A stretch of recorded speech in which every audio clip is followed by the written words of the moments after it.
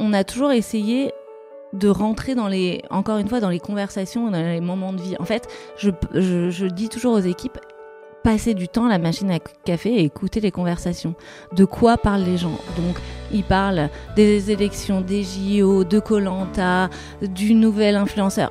Trouvons des idées autour de ces conversations et essayons ensuite de mettre la proposition de valeur de la marque autour de ces conversations et pas l'inverse.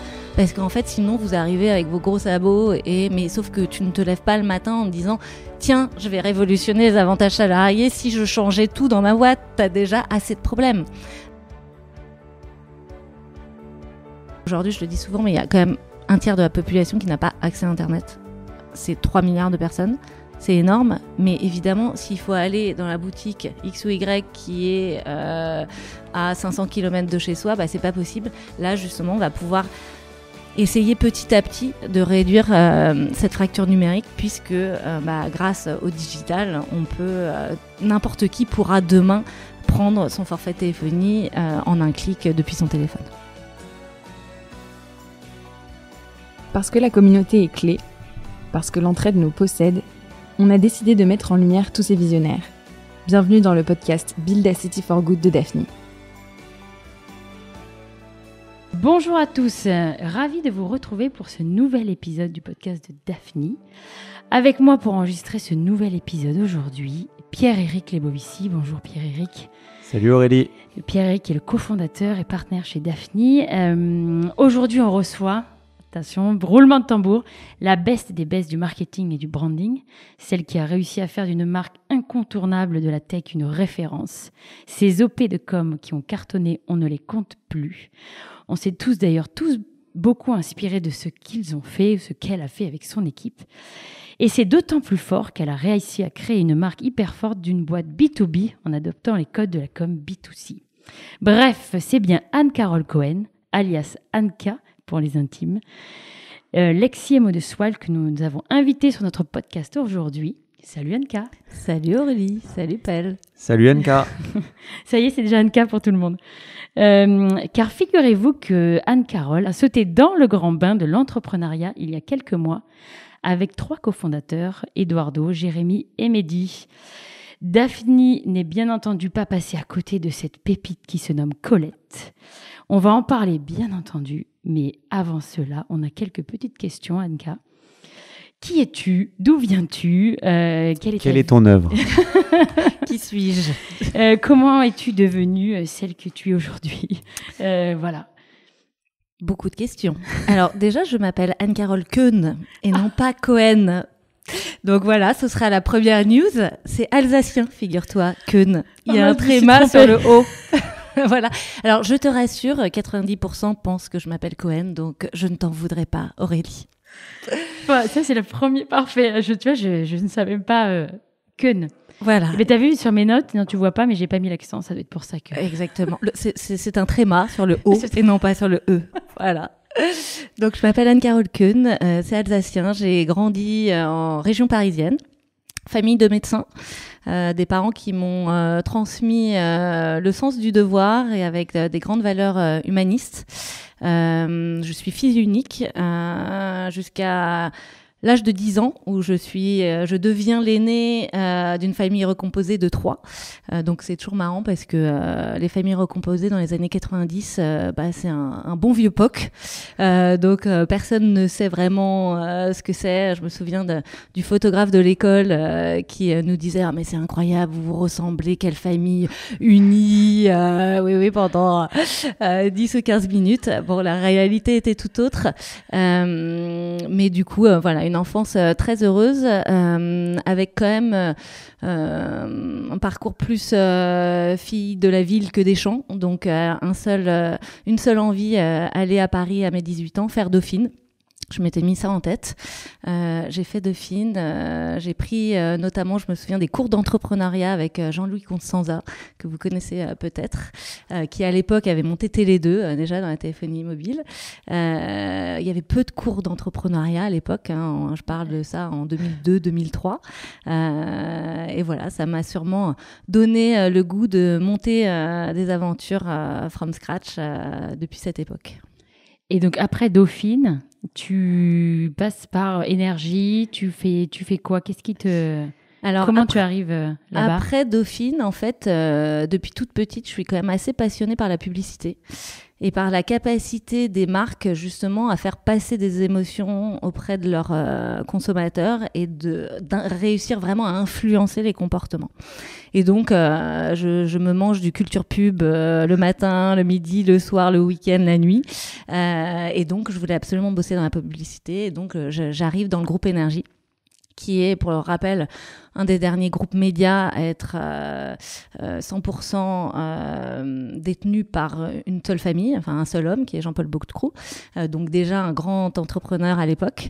Et je me lance 2-3 ans après Énergie dans l'intrapreneuriat avec Énergie Mobile au moment de l'ouverture du marché des telcos. Donc c'est là où on voit arriver ce qu'on a appelé les MVNO, donc les opérateurs virtuels, qui permettent justement de bousculer tout ce qui se passait à l'époque sur la téléphonie mobile. Souvenons-nous, les forfaits valaient entre 50 et 70 €, l'illimité n'existait pas, Free n'était pas encore là, l'iPhone encore moins. On faisait des campagnes marketing sur quelque chose qui s'appelait le WAP. Je vais passer vraiment pour la vieille de la vieille, mais du coup très très intéressant de pouvoir avoir justement la capacité de monter ça de zéro. Énergie Mobile, c'était une joint venture entre Énergie et Crédit Mutuel, donc la capacité d'avoir justement les ressources d'un grand groupe bancaire.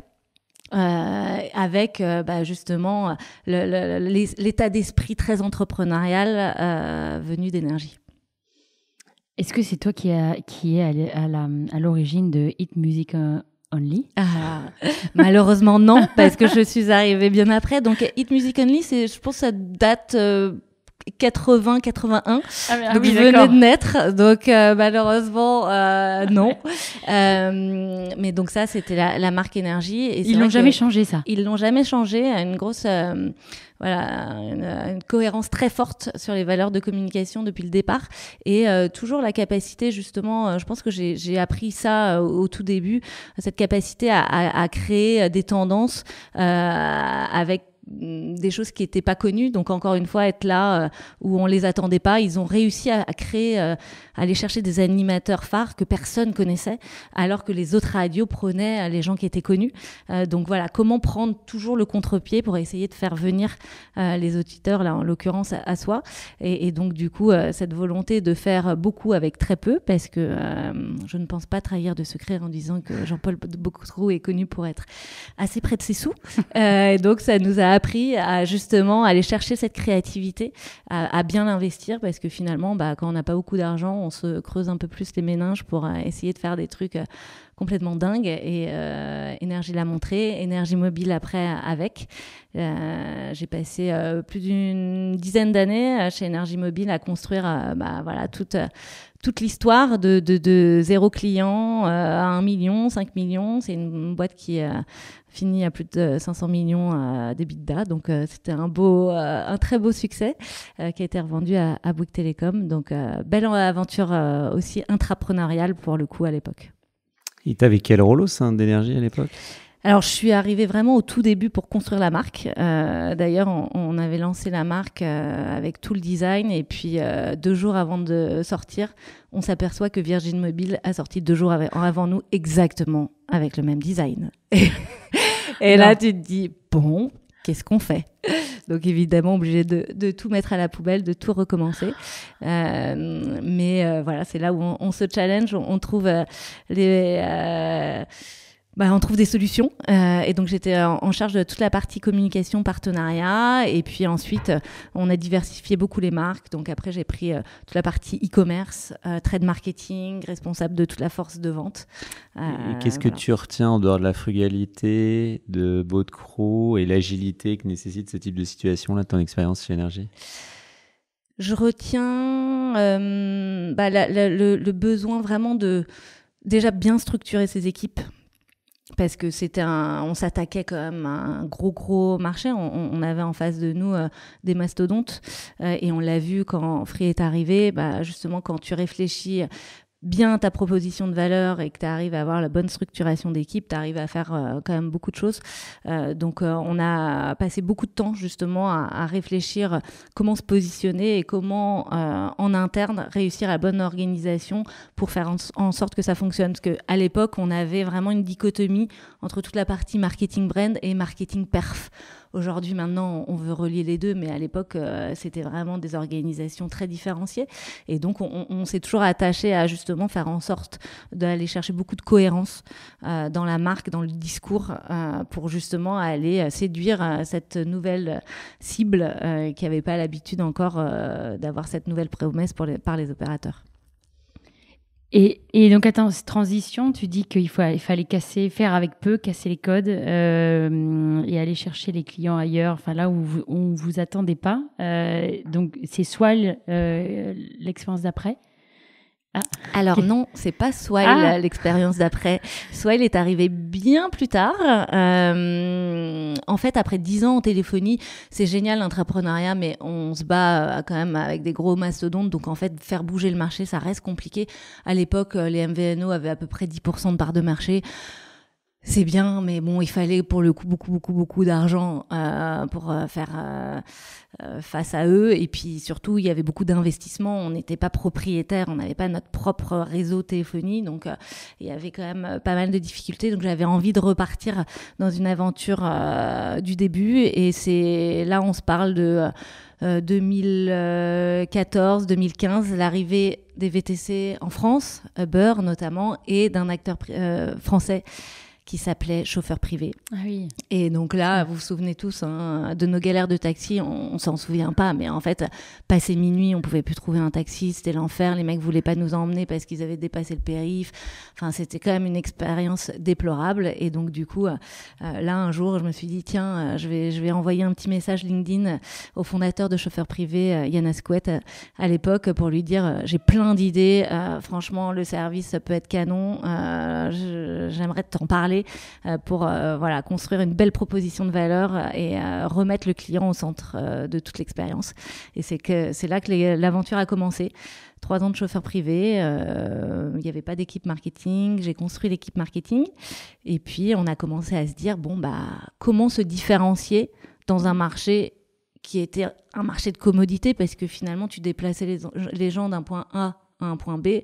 Uber faisait exactement la même chose. Donc, encore une fois, comment trouver le bon angle de communication pour réussir à créer cette connivence avec la cible. Tu étais la reine des nouveaux usages.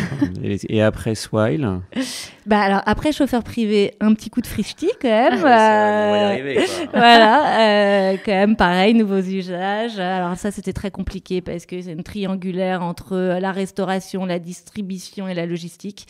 On sait ce que ça a donné, mais c'était un modèle très compliqué. Et ensuite, Swile, avec justement mes premiers pas dans le B2B. Ouais. Donc, je raconte souvent que quand Loïc Soubéran est venu me chercher, je lui ai dit « Je pense que tu t'es trompé de personne parce que je ne connais pas le B2B. J'ai pas d'appétence particulière avec ce marché. » Il m'a dit « C'est exactement pour ça que je t'appelle aujourd'hui. Je veux utiliser ces codes du B2C pour vraiment disrupter complètement le monde du B2B. » Et c'est ce qu'on s'est attaché à faire pendant 5 ans. Oui, c'est là où est la prouesse quand même. C'est que peu arrivent à le faire quand même. Et c'est là où, sur un frichti ou un chauffeur privé, c'est plutôt pas facile, mais bon. Mais sur du B2B, et se démarquer et faire ce que vous avez fait, c'est quand même très, très fort, quoi. Je pense que c'est surtout, en fait, c'est comme tout, c'est quand on n'imagine pas qu'on peut faire certaines choses qu'on se dit que c'est pas possible. Et puis finalement, après, beaucoup ont emboîté le pas et beaucoup de communicants sont également très forts et réussissent à faire plein de belles campagnes en B2B. Mais c'est vrai que il fallait dépasser le step de, en fait, je parle à des décideurs, donc il faut forcément des communications très formatées, dans des canaux de communication très ciblés. Non, en fait, on est tous consommateurs, qu'on achète du B2B. Et donc, c'est-à-dire que B2C, quoi. Les clients finaux, parce que c'est plus un modèle B2B2C, étaient tes prescripteurs. Exactement. Au sein des corporates. Exactement. Et c'est ça qui est intéressant, c'est en fait le pouvoir d'ambassadeur des end-users sur justement les décideurs. Comment on apprend le métier de marketeur? Comment on est créatif comme ça et on a autant d'idées et Je me suis jamais vraiment posé la question. Je pense que... Faut aimer le client. Ouais, alors ça c'est sûr. Il faut aimer le Faut client. aimer le service ou pas? Ouais.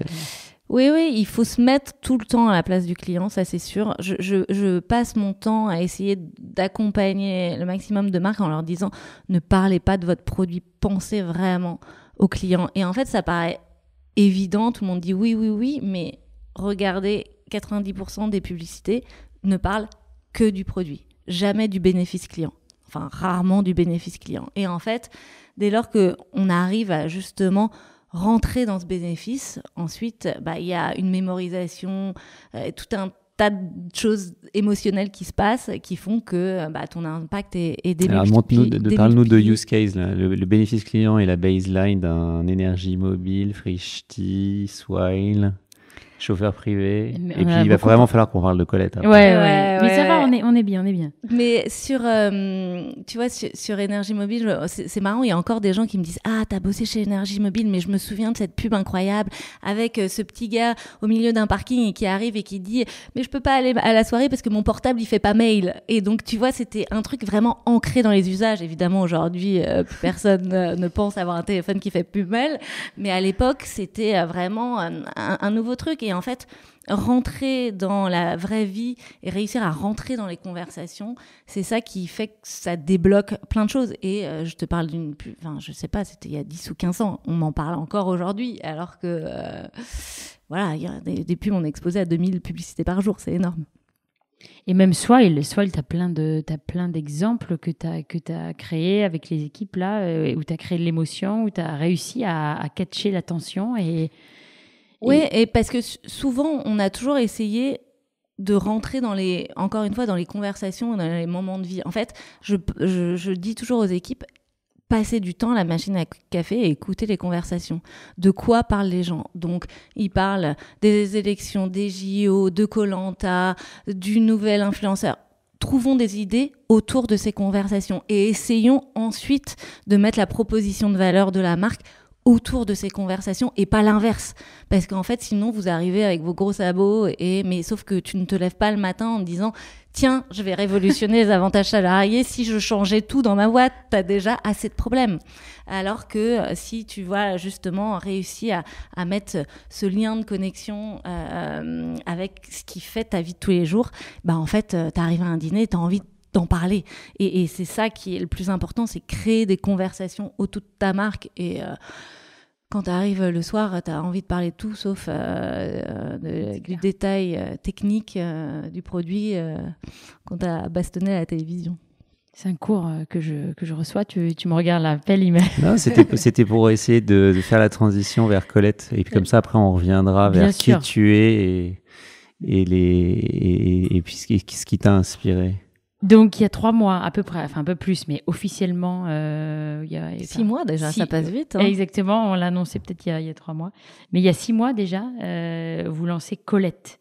Et tu passes du côté obscur, du côté fondatrice. Comment ça se passe et qu'est-ce qui t'a poussé à y aller et à créer du coup Colette avec Eduardo, je répète, Jérémy et Mehdi qu'on salue.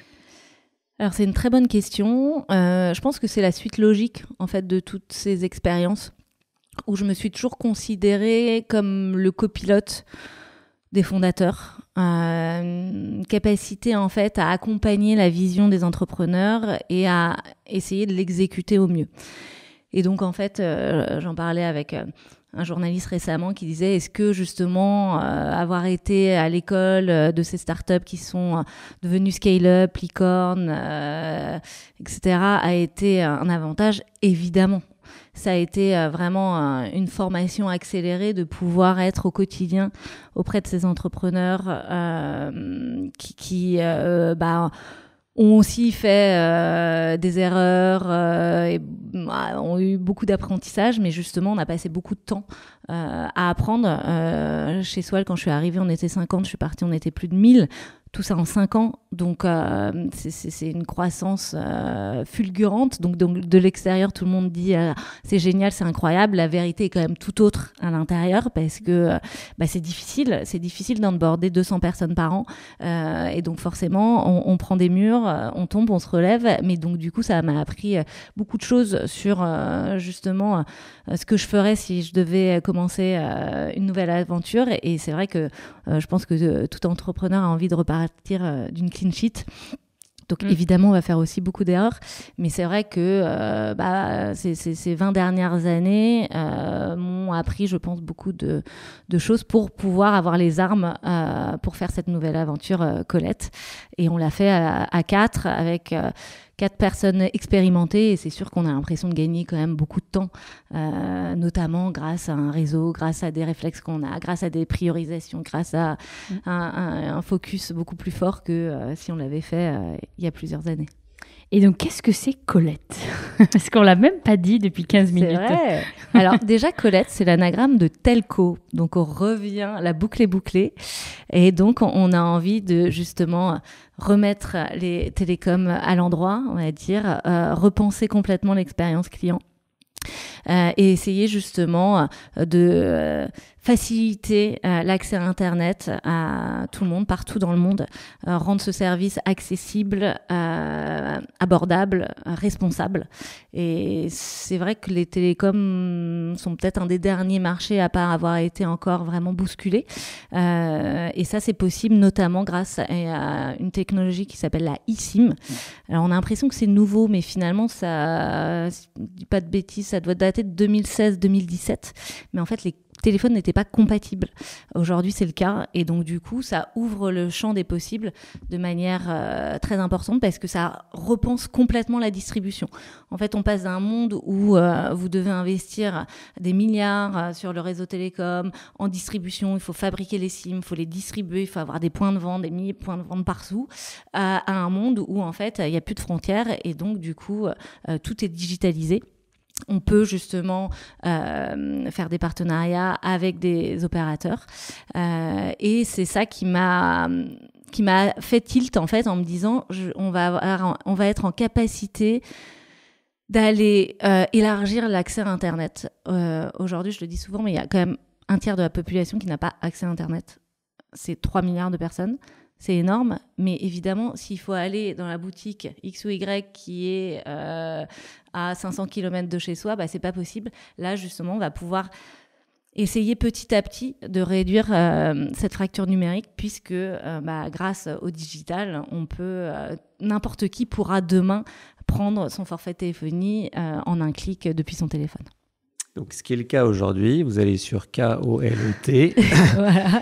Et si vous êtes en situation d'itinérance à l'étranger, que vous avez des problèmes de roaming, vous voulez pas surpayer votre consommation, et vous, grâce à Colette et à son offre d'eSIM, vous pouvez avoir des offres hyper compétitives. Exactement, parce que je pense qu'on a tous reçu ce petit SMS qui est aujourd'hui capé à 60 €, ce qui n'était pas le cas avant, de hors forfait, alors qu'on n'a même pas posé le pied dans son pays. Donc en fait, c'est pas normal, il y a 70% des gens qui sont en mode avion parce qu'ils ont justement peur d'être vraiment matraqués par les frais des opérateurs. Donc grâce à Colette, c'est du prépayé, chacun peut choisir son offre simplement en un clic et au moins le budget est maîtrisé et la connexion est assurée. Qu'est-ce que, Pierre-Éric, toi qui es au bord de Colette, aux côtés de Anka et ses cofondateurs, qu'est-ce qui, vous, quand vous vous êtes rencontrés, je pense que tu connaissais déjà partie de l'équipe, mais qu'est-ce qui a fait que Daphni a avancé et a collaboré avec Colette ? Il y a plein d'éléments. Il y a une question de timing. Enfin, dans notre métier, il y a des sujets un peu clés qui sont à la fois liés à la taille de marché et au timing. Et là, c'est probablement, comme tu le disais tout à l'heure, il y a eu plusieurs phases dans le monde des télécoms. D'abord la dérégulation, et puis l'avènement du mobile, puis du câble, du haut débit, de la DSL. Il y a eu l'iPhone en 2007. Et finalement, c'est un marché qui a connu assez peu d'innovation depuis 2000-2007, ce qui est quand même assez préhistorique dans notre industrie. Et ce que vous proposez est très innovant parce que, comme tu le disais tout à l'heure, il y a aussi toute cette dimension d'inclusion pour permettre aux tiers de la population qui n'accèdent pas à la data de pouvoir le faire dans de bonnes conditions et des conditions de transparence et des justes prix. Donc ça, c'est évidemment une des raisons. Et la deuxième raison, qui se résume dans tout ce que tu as dit jusqu'à présent, c'est votre humilité qui est le fruit de toute votre expérience. C'est-à-dire que la vie d'un entrepreneur, elle consiste à gérer des problèmes au quotidien, et vous en avez connu tellement par le passé que vous allez savoir les tacler beaucoup plus rapidement qu'une équipe qui serait moins aguerrie et expérimentée que vous l'êtes, et en ayant conscience, parce qu'il y a des gens qui finalement n'ont connu que des succès et pensent que c'est la vraie vie. Or, la vie, elle est un peu plus compliquée que ça, et tu l'as très bien résumé dans tout ce que tu as dit. Donc, ne serait-ce que ces deux éléments-là nous obliger à vouloir vous soutenir, et on vous remercie de nous avoir permis de le faire, parce que on a conscience que c'était très compétitif, et maintenant à nous de vous prouver que vous avez fait le bon choix, parce que nous, dans les échanges qu'on a au quotidien, on en est convaincus. Ouais, et puis c'est important aussi on parle souvent justement des équipes, mais choisir justement ces bons partenaires sur la partie investissement, c'est très important, parce que c'est une aventure au long cours, et donc c'est très précieux, ces échanges qu'on a au quotidien. Et donc voilà, pareil, avec un peu plus d'expérience, on sait qu'il n'y a pas seulement le critère de l'argent qui compte, mais justement vraiment c'est un partenariat très fort à installer dans la durée. Et là, aujourd'hui, c'est les enjeux de Colette, parce qu'on sait qu'il y a d'autres acteurs qui proposent des eSIM. Qu'est-ce qu'aujourd'hui sont vos gros enjeux quand on voit que Revolut, là aussi, comment vous réagissez à cela? Ça fait pas peur, hein. Soit il avait bien en face des incumbents, des gros, non, mais des énormes mastodontes en face. Donc bon, je pense que ça te fait pas peur. Non, ça nous fait pas peur, sinon on serait pas là. C'est un marché où il y a peu de différenciation. Donc tout l'enjeu, ça va être de créer de la différenciation. On en parlait, hein, c'est un marché où il y a eu peu d'innovation et où je pense qu'on peut en mettre un paquet. L'exemple de Swile était le bon exemple. Ça paraissait évident tout ce qui a été fait après, et tous les autres ont suivi, mais le jour où on l'a lancé, ça a fait vraiment son effet sur le marché. Et je pense qu'on peut répliquer aussi sur le marché de la téléphonie mobile. Donc il y a un gros enjeu d'innovation, ça c'est certain. Il y a un enjeu de réussir à monter une boîte internationale Day One. Ça c'est un très très gros enjeu que peu de boîtes connaissent, parce que finalement tu valides ton modèle, tu te développes sur ton pays d'origine, tu fais ton étude de marché, puis petit à petit tu t'expandes à l'international. Là, Day One, il faut qu'on soit partout, puisque Colette est aujourd'hui disponible dans quasiment 200 pays. Donc, pas d'excuse, si vous voyagez n'importe où dans le monde, Colette fonctionne. Mais ce qui veut dire que, du coup, on doit parler à tout le monde, partout dans le monde. Donc, il y a un enjeu de langue, il y a un enjeu de time zone, il y a un enjeu de monnaie. Donc, c'est très compliqué. Et donc, ça nous donne pas mal de nœuds au cerveau, mais non, ça nous fait pas peur. Donc on a l'enjeu de l'innovation, on a l'enjeu de l'international, on a l'enjeu aussi de la technologie. On en parlait, les opérateurs ont leur propre réseau. Voilà, jusqu'à quel niveau on va pour pouvoir justement aller chercher ces innovations. Donc c'est des innovations qui peuvent valoir cher. Donc encore une fois, il faut faire les bons choix et rester vraiment focus pour éviter d'aller dans la mauvaise direction. Et c'est un marché qui est extrêmement atomisé, qui va se concentrer exactement comme les MVNO. Hein. Je ne sais pas si vous vous souvenez à l'époque, mais il y avait vraiment un MVNO par jour, juste en France, qui se lançait. Donc tout le monde pouvait faire de la téléphonie mobile. Et aujourd'hui, il n'y a pas beaucoup de barrières à l'entrée. Donc c'est pour ça que cette innovation et ces choix technologiques seront très importants. L'international, et puis le dernier enjeu, c'est celui que tout le monde connaît, c'est justement les gens, l'équipe, comment bien recruter. Comment ne pas céder à la tentation de justement vouloir recruter trop vite, parce qu'on a l'impression qu'on ne peut pas tout faire.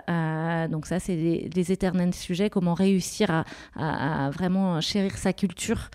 Je suis très attachée sur ce sujet-là. On a passé beaucoup de temps déjà justement essayer de construire les bases d'une culture qui va nous permettre, j'espère, de grandir sereinement, parce que c'est tout l'enjeu. C'est comment réussir à grandir bien, de manière durable pour les prochaines années. Parce qu'on a 2 quotes que tu adores. Hein. C'est « Talent wins games, but teamwork wins championships ». Et la deuxième d'Anka, c'est « Hire for attitude, train for skill ». Oui, je pense qu'on a vraiment... Il y a eu un gros shift, en fait. Avant, on recrutait vraiment uniquement pour les hard skills. On regardait vraiment qu'est-ce que vous avez fait avant, le CV, les écoles. Je crois que c'est vraiment très, très français. Qu'est-ce que tu as fait comme école aux US? Les gens ne se posent pas cette question, en fait. Et donc, on se rend compte que... voilà, en effet, on peut pas. Une équipe, c'est pas une équipe qui est faite que de champions. C'est vraiment une équipe qui est championne de par la diversité des talents et des profils. Et donc, ça, je pense qu'il faut qu'on investisse beaucoup de temps pour justement former les managers à faire grandir les équipes, parce que c'est vraiment cette complémentarité qui fera qu'on est plus performant. Et on sait tous que, en fait, le gros enjeu, alors évidemment l'idée c'est bien, mais l'exécution c'est encore mieux. Et donc pour une bonne exécution, on a besoin de cette équipe solide en place. Et là, c'est quoi les postes ouverts que vous recherchez? Est-ce qu'il y a des messages ou si des gens nous écoutent et sont tombés amoureux de Colette comme on a beaucoup évidemment, on va aller chercher. On a une singularité qui est que on croit au B2B2C, c'est-à-dire qu'on va aller faire des partenariats avec tous les acteurs du monde du voyage pour vraiment s'intégrer dans les flows et pour éviter justement la course au GRP sur la partie B2C grand public. Donc on veut pas se battre sur les Facebook, Instagram, TikTok, parce qu'en fait c'est trop d'argent perdu de manière non ciblée. Donc on pense vraiment qu'on peut apporter une valeur très forte aux acteurs du voyage qui demain auront la capacité vraiment de prolonger l'expérience client, puisque en fait si vous êtes sûr que vos voyageurs ont accès à la donnée, à Internet, à la data, ça permet de prolonger l'expérience, de dire si votre vol est en retard, de proposer des activités, et donc du coup vous travaillez la marque, la fidélité, et donc il y a vraiment un cercle vertueux qui se met en place. Donc du coup, j'ai pas répondu à ta question. Non, mais en tout cas, les acteurs du voyage, n'hésitez pas à vous rapprocher d'Anka. Voilà, exactement. Mais donc du coup, on cherche évidemment des sales pour nous accompagner, pour justement parler avec tous ces acteurs du voyage. Marketing aussi, parce que tous les sujets d'internationalisation sont très importants. La partie customer care, évidemment, on veut offrir la meilleure expérience client. C'est vraiment ça. On veut remettre le client au centre de l'expérience. Et en fait, on veut sortir d'un marché qui est drivé aujourd'hui par le prix à un marché où justement vous allez être attaché à une expérience. Et donc du coup, c'est très important d'avoir confiance en cette marque qui va vous accompagner dans tous vos voyages. Et on a hâte de voir les premières pubs. Ouais. C'est clair. Voilà, moi aussi, pour l'instant, on valide le produit, on est sûr que l'expérience est bonne, et ensuite... Et comme on parle de pub, comment tu vois le poids du marketing dans notre économie, tu vois? Est-ce qu'il y a encore un peu d'authenticité, ou est-ce que tout est drivé, ou beaucoup de choses sont drivées exclusivement par le marketing? Alors, tu as une partie de la réponse, et pour me dire non, c'est par l'offre, et par l'usage, et par la valeur ajoutée, mais est-ce que tu as une autre réponse? Je pense qu'avant vraiment de lancer des actions marketing, il faut justement valider cette capacité de bouche à oreille et d'organique autour de ta marque. Je pense que mettre trop tôt du marketing biaise complètement la perception que tu peux avoir de ton produit, parce qu'en fait, tu peux créer de la croissance de manière complètement fictive. Et on l'a vu avec toutes les marques qui ont justement beaucoup investi dans la performance. en fait, c'est facile de faire de la croissance. Et il y a toujours cette dichotomie avec, justement, parfois, les entrepreneurs qui veulent des résultats très court terme en disant « mais moi, j'ai pas besoin d'investir dans la marque parce que je sais que si je mets de l'argent, je mets X sur Google, je vais récupérer 2X ». Sauf que ça, c'est complètement fake, en fait. Et le jour où ça s'arrête, potentiellement, il n'y a plus aucun trafic organique et les gens ne viennent plus naturellement sur ta marque. Donc moi, je suis toujours très attachée à surtout pas du tout lancer d'action marketing au début et de vraiment créer le produit, aller à la rencontre des clients. Donc là, j'ai fait 100, 200 one-one avec des clients qui nous donnent leur feedback parce que ça nous ouvre les yeux sur plein de trucs. Et une fois qu'on se rend compte que finalement, les gens ont envie d'en parler autour d'eux et que là, on a une petite feature de parrainage qui est normalement, tu gagnes quelque chose et l'autre reçoit. Là, t'as rien à gagner, mais les gens le font quand même de manière mécanique. Et donc, c'est là où ça nous donne les bons premiers signaux pour se dire, tiens, on touche quelque chose, il faut continuer. Et une fois qu'on aura atteint notre plafond, là, le marketing est intéressant pour aller ouvrir la couverture. Belle leçon de marketing. Ouais. Oui, on a pris des belles leçons. Tu donnes des cours ou pas? J'en ai donné. J'accompagne quelques boîtes parce que j'adore ça et que voilà, vraiment, ça peut faire la différence sur beaucoup de marques. Et la question est stupide et on la pose jamais, mais là on va la poser. T'as des défauts ou pas? J'ai plein de défauts, évidemment. J'ai plein de défauts. C'est encore une. On en a déjà eu une femme parfaite. On a eu Amandine de Souza, avec qui on a adoré échanger. Et maintenant, c'est Anne-Carole Keun. Non, c'est bien. Ouais, tu l'as bien dit. Non, et comment tu gères? Attends, moi j'ai une dernière question parce qu'il nous reste à peu près 10 minutes, même pas. Comment tu gères maintenant que tu es entrepreneur, la vie de famille, la vie d'entrepreneur? C'est une question de femme, ça appelle? Tu peux même dire entrepreneuse, non? Entrepreneur, j'ai essayé de... J'aime pas entrepreneuse, moi. Comment tu fais? Est-ce que ça roule? Est-ce que tu cours toi aussi partout? Est-ce que tu peux rassurer les femmes Ouais, mais ça, en fait, ça n'a pas commencé le jour où j'étais entrepreneuse. Je cours depuis le day one, en fait, parce que j'aime ça. Non, donc du coup, en fait, ça n'a absolument rien changé parce que j'ai toujours été comme ça. Je pense qu'en fait, le sujet, c'est vraiment un sujet d'organisation. Avant tout, j'ai 2 enfants, mais je pense que les enfants aiment les habitudes. Et donc, en fait, les habitudes et les routines. Et donc, nous, on a notre routine du vendredi soir où c'est notre soirée famille. On ne déroge pas à la règle. Tous les vendredis soirs, on passe du temps en famille. Et la semaine, il y a une organisation qui est en place, qui marche. Évidemment, parfois, il y a des petits pépins, mais maintenant, on a tous les outils digitaux qui nous permettent de trouver des solutions. Et en fait, je trouve ça super parce que en fait, ça montre...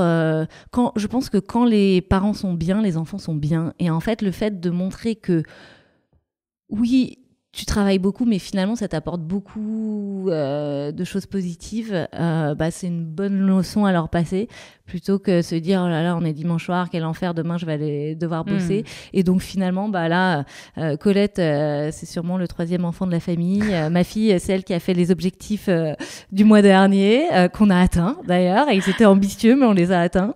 Elle nous a fait Colette, la ville en 2025, avec du Colette partout, évidemment. Donc, je pense que c'est important aussi de leur expliquer ce qu'on vit, ce qui nous anime, ce qui nous préoccupe aussi. Et donc, du coup, alors, je peux le faire aujourd'hui parce que les enfants sont plus grands, mais c'est en fait c'est une aventure qu'on vit tous ensemble et encore une fois si on est bien, tu ne regrettes rien. Non, absolument pas. Il faut jamais regretter. C'est sur ta question que tu as posée au début sur croyez en vous.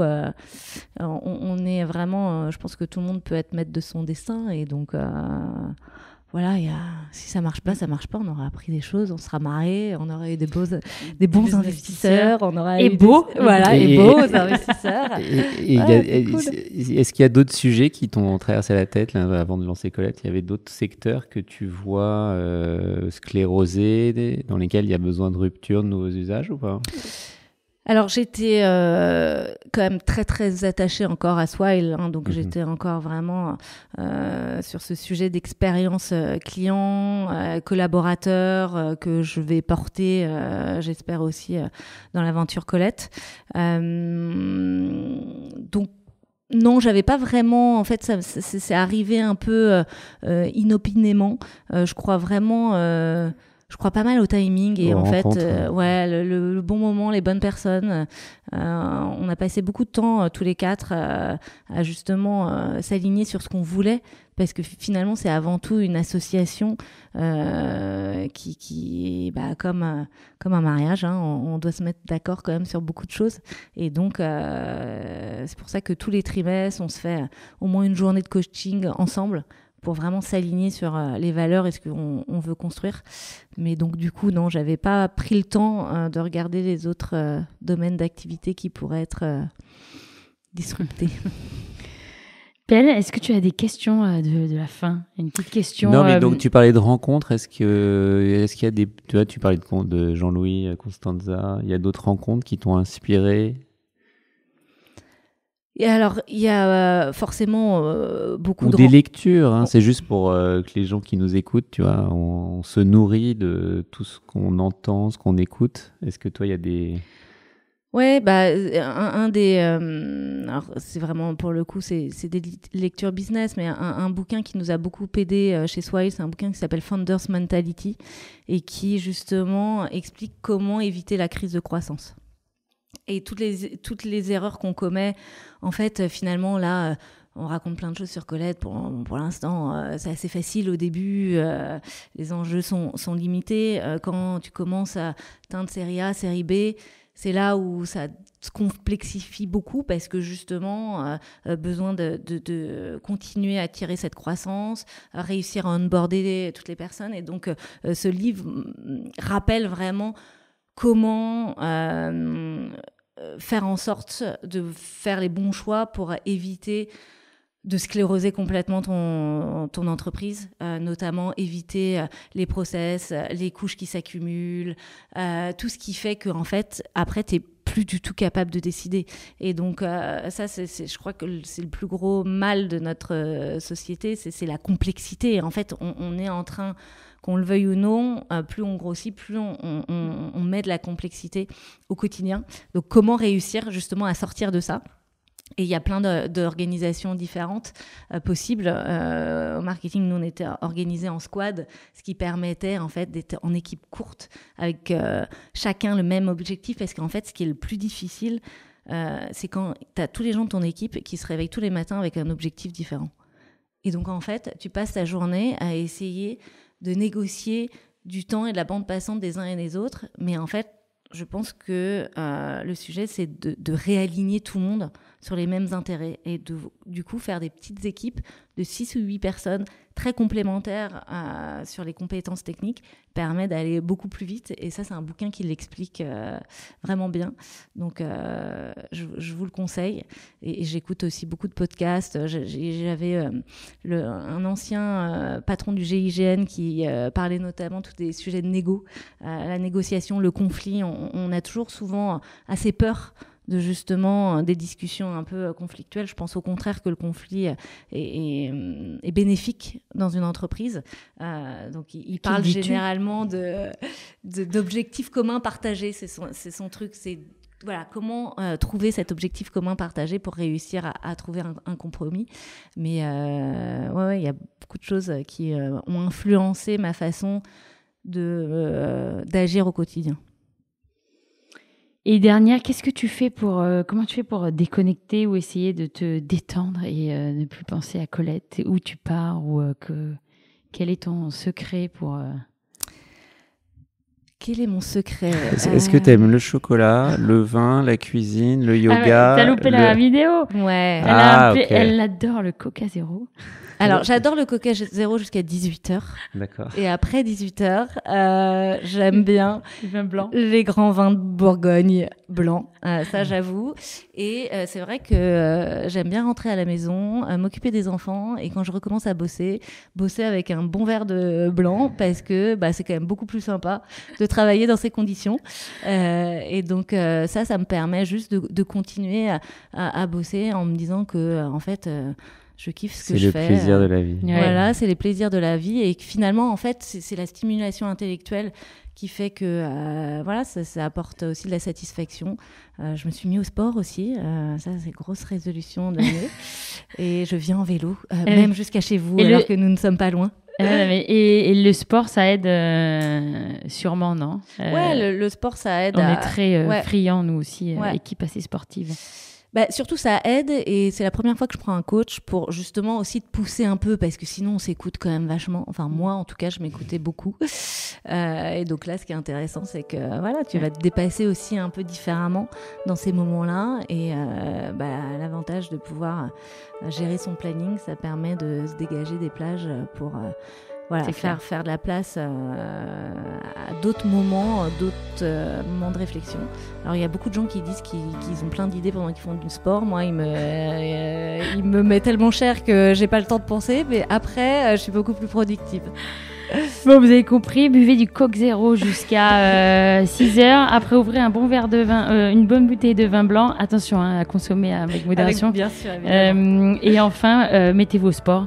Voilà le secret, en fait. Et n'oubliez pas Colette pendant vos vacances cet été. Bien entendu. Voilà, je pense qu'on a terminé. On est pile poil dans les temps. Ça fait 45 minutes.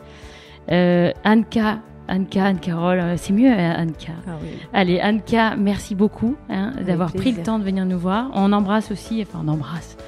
On salue Eduardo, Jérémy et Mehdi, bien entendu, qui sont dans l'aventure Colette aussi avec Anne-Ka. Pierre-Éric, bravo pour cet investissement, j'ai envie de dire. Et merci aussi. Tous les investissements sont collectifs, donc bravo à Daphné. En tout cas, on est très heureux. Bien sûr, mais c'est toi aujourd'hui qui représentais Daphné. Et puis, si vous avez adoré, comme nous, cet épisode, n'hésitez pas à le partager. Et si vous avez envie de bosser pour Colette, pour Anne-Ka et tout le monde, n'hésitez pas aussi à aller contacter Anne-Carole sur le site hiring@colette.com. Ils sont super bons. On n'a pas ça, nous. Allez, merci à tous et à très vite pour un nouvel épisode. Merci beaucoup.